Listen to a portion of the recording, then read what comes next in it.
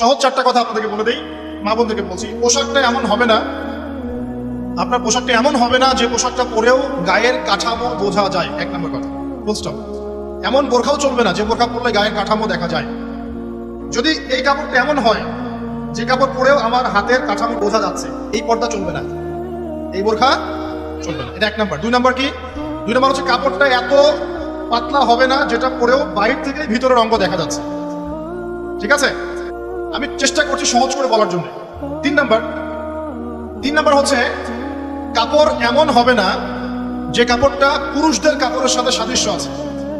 আপনি T shirt, গেঞ্জি, skin pant বা পুরুষরা যে পোশাকগুলো পরে এগুলো পরতে পারবেন। কথা কি বুঝতে পারছেন? তিন নাম্বার। আর চার নাম্বার হচ্ছে অমুসলিমদের সংস্কৃতির সাথে, তাদের ধর্মীয় কালচারের সাথে সাদৃশ্য আছে এমন কোনো পোশাক আপনার পরা যাবে না।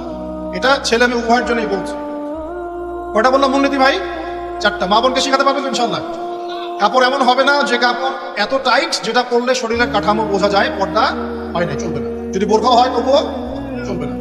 দুই, এত পাতলা হবে না যে বাইরে থেকে ভিতরের অঙ্গ দেখা যায়, চলবে না। তিন নাম্বার, পুরুষদের পোশাকের সাথে সাদৃশ্য আছে এমন পোশাক পরা যাবে না।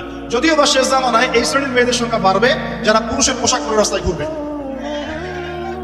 আর চার নাম্বার হচ্ছে অমুসলিমদের ধর্মীয় কালচারের সাথে সাদৃশ্য আছে এমন কোনো পোশাক পরা যাবে না। তিন নাম্বারটার ক্ষেত্রে একটা কথা বলে দেই যে নবী সাল্লাল্লাহু আলাইহি ওয়াসাল্লাম বলেছেন শেষ জামানায় এক শ্রেণীর মেয়ে বের হবে। শেষ জামানা বলতে আসলে ওই জামানায়, নবীর জামানায় তারা ছিলেন না, তারা পরবর্তীতে কোনো জামানায় আসবে, যেটা আমরা এখন দেখতে পাচ্ছি। তো এমন এক শ্রেণীর মেয়ের কথা বলা হয়েছে যে যারা কাপড় পরেও নগ্ন থাকবে। কি থাকবে? নগ্ন। আরবিতে বলা হচ্ছে নিসা, তারা এমন এক শ্রেণীর মহিলা হবে কাসিয়াতুন, কাপড় পরে থাকবে, আরিয়াতুন, তারপরেও নগ্ন থাকবে। বোঝানোর প্রয়োজন আছে কি? কোনো প্রয়োজন নেই, অ্যাডাল্ট আপনারা সব বোঝেন। মুমিলাতুন মাইলাতুন, অর্থাৎ নিজেরাও অন্যকে আকৃষ্ট করবে, নিজেরাও অন্যকে আকৃষ্ট করবে এবং অন্যের প্রতি আকৃষ্ট হবে। দুটোই হবে, নিজেরাও আকৃষ্ট হবে, অন্যকেও কি করবে? আকৃষ্ট করবে। ওই যে সিডিউস, নিজেরাও সিডিউস হবে, অন্যকেও সিডিউস করবে। এই শব্দটা 1400 বছর আগে নবী সাল্লাল্লাহু আলাইহি ওয়াসাল্লাম হাদিসে বলে গিয়েছেন যে এমন এক শ্রেণীর মেয়ে বের হবে যাদেরকে আমি দেখি নাই, আমার যুগে তারা ছিল না, পরবর্তী কোনো যুগে আসবে।